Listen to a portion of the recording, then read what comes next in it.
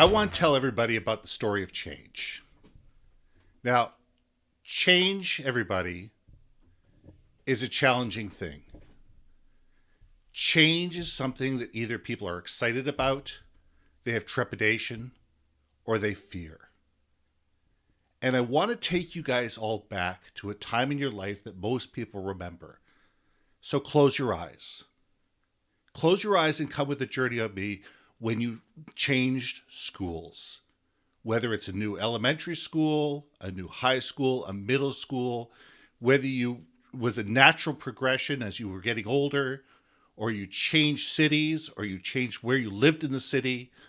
But go to that day, that first day of school, as you're walking into a new school for the very first time. And take a look around. Take a look at how unfamiliar things are. That there are people there that you've never met. Were you early? Were you late? Did the bell just ring and you have absolutely no idea what to do? Did you come to school with your best friend? Or are you walking into a situation where you know absolutely no one? Do you have an older brother and sister that are there with you? Or are you absolutely by yourself? Do you know what you need to do next? Do you know how to handle things? Are you confident? Are you ready to move forward? Or are you holding back? And we all need to be thinking about these things. Now, what I want you to do is I want you to open up your eyes and tell me, how do you feel? Now, you can put the message in the chat and chat with each other through this because it's an important thing. How do we feel? How do we feel when there's change in front of us? How do we change? How do we deal with the fact that, you know what? There's the unknown. There are factors that we don't understand. There's things that we're unsure of. We don't know whether things are going to be positive, they're going to be negative, whether things are going to work or they're not going to work. And that is a thing that we need to keep in mind whenever we're telling the story of change, whenever we're trying to help other people get to where we are, because as the person who is leading the change, you're already bought in. You know where you're going. You're sure of what you're doing. You know what is being done is right in your mind. But the question is, do the people that you're leading, do the people that you wish to influence, do the people that you're talking to believe in the change in the same way you do, or are they unsure? Are they scared? Are they skeptical? And until you can understand where they are, how they feel, what's important to them, what are the things that motivate them, what are the things that scare them, what are the things that drive them, they're not going to go along on the journey with you. We all think differently. We all look at situations and some of us sit there and go, you know what? That's great. Let's move forward. Let's move forward now.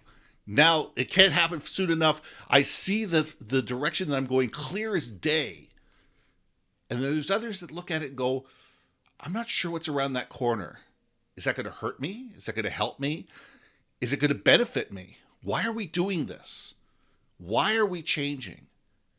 And we need to understand that the people that we're with, their feelings matter. And their feelings are important because when you're telling the story of change, it's not about you. It's about bringing them along on the journey because they are in a different part of that journey that you are, and you need to bring them along. Now, I tell people when you're creating a story, and I've been telling people how to tell their stories for 25 years. I've been in the communication game for 25 years now. I started off in direct mail. I teach people how to build their brands. I teach people how to communicate effectively and have done so for a quarter of a century for clients around the world. And whenever I'm talking to a client, it says that, the future favors the bold. We need to have a clear vision of where we're going and what we're trying to do and why we're trying to do it. Because is not a good enough answer. The obvious answer, the one that's right in front of you, is not obviously the best one at times. You need to have an answer that not only resonates with you, but is going to resonate with the people that you want to rally behind it.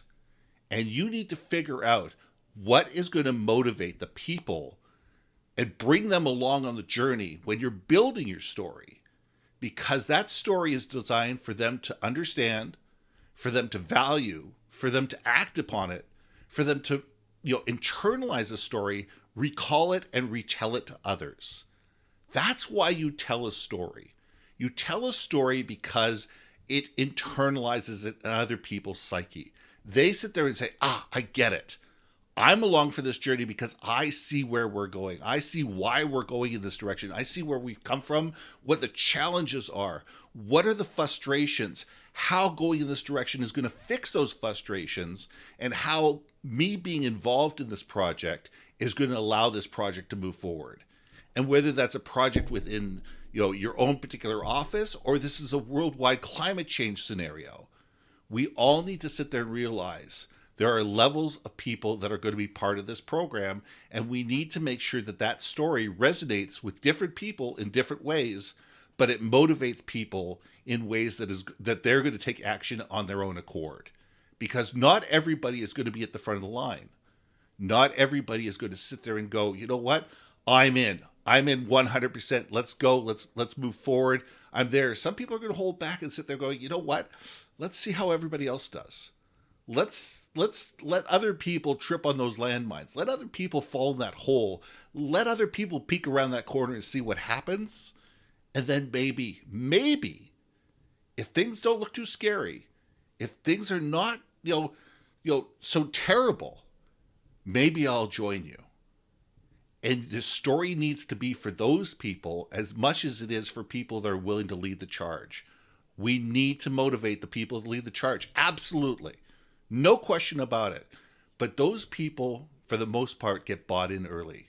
The people that already believe what you believe, the people that are passionate about what you're passionate about, are going to fall into step and fall into line fairly quickly. They're going to get it. They're already down the path. They already understand the why. They already understand that, hey, listen, if we do this, we're going to be able to achieve that. And I believe in that, so I'm going to get involved. But the question is the majority. Forget the passionate minority. Forget the people that are the leaders. Forget the people that are aligned with your cause already. Think about the majority. Think about the people that are sitting there going, I'm not quite sure yet. I'm not aligned with this cause. I think it's a good idea, but I'm not sure why or how do I get involved, or why does my opinion or my actions or my money matter? And we need to think about those people and build stories that speak to those people in their language. And you need to be bold about it. You need to be able to paint a picture like being in that school on the first day of school, and have that vivid picture in their minds of why they need to move forward, why they need to open that door and move forward, and why moving backwards doesn't make any sense whatsoever. So stories enable you to do that. They tell people where you've been, where you are, where you're going, why you're doing it, why they should care, and how they can get involved at their level. And you're going to tell that story differently depending on who you're talking to. That story is going to be different to a CEO than it is to people on the shop floor. It's going to be different to a head of state than it is going to be to an organized crowd. And we need to think about, how do we tell that story in ways that resonate with the people that are in front of us at that time? How do we use the language that resonates with them? How do we get them to sit there and perk up, lean forward, and say, hey, I get it. I understand what we're trying to achieve, how we're trying to achieve this, and I understand why I belong. Because when they believe that they belong, they are more motivated to be able to take action. And if they don't believe that they belong, they will hang back. They will look forward, and they'll sit there and say, yeah, that's nice. You guys go ahead. You guys climb that hill. You guys peek around that corner. I'm not quite there yet. And everybody is a different level, and we need to think at the level that people are at and motivate them and tell the story in a way that resonates with them. So the big thing is leave no person behind. It's a military saying that resonates everywhere. We all sit there and say, okay, we're going to motivate these people, but we're going to forget about these people because you know what? They're not as important to us to the cause. The question is, in order to be able to do that, we need to look and say, who are the quiet people that are sitting in the corner not saying anything? Who are the people that might be influencers, that might be people that actually could write a nice big check, the people that could influence people to move forward, and that are quietly sitting in a corner and they're skeptical. And they're not going to do anything until their opinions are heard, until they understand why they're valuable and why you understand that they're valuable to the cause. So we need to be able to take their look and say, okay, who are the different people with different dynamics in this group? How are they part of this group? How do we align them with this group? How do we get them motivated? How do we get them to believe that they matter? And it all comes with listening to people and taking a look and saying, you know what? Everybody's got a different opinion. Everybody is not looking at this exactly the same way that I do. Everybody has got a slightly different thought process about how we should move forward. And at least be able to sit there and go, okay, what do you think? What are your thoughts on this? What do you see as the next best course of action? How would you handle this situation? And you may agree with it. You may not agree with it. But the fact that you took the time and you didn't ignore these people and you listened to their concerns and you gave them validity and you sit there and go, okay, I now understand this from a different point of view. Maybe we need to incorporate this into our charge forward, into our story, into our reason for being. The group becomes more strong and it becomes better and it becomes more holistic. And those people will bring along people like them. And when we sit there and go, okay, this person is able to bring up a different opinion, a different thought process, a different way of looking at things. And that may not, be exactly the way I think. It may not be exactly the way I want to do things, but by incorporating what they think into the overall plan, into the overall idea, we can make this idea broader and we can make this idea better and we can bring more people into the fold. Then isn't it worth listening to them? And I think that that's what we need to be thinking about as an organization. Now, this is my last slide, and I'm going to leave it with you, and then I'm going to give you guys all a gift. If we are not aligned, we cannot move forward. And life is really that simple.